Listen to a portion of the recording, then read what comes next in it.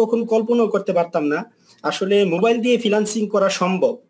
আগে আমার অনেক স্বপ্ন ছিল আমি ফ্রিল্যান্সিং করব, আমার স্বপ্ন ফ্রিল্যান্সার হব, একজন নেটওয়ার্ক মার্কেটিং হব, মার্কেটার হব। আসলে সর্বপ্রথম আমি এই একটা লাইভে আমার ফেসবুকে লাইভ দেখতে পাই, বলে ফ্রি সেমিনার আছে। ফ্রি সেমিনারে আসলে আমি জয়েন করি।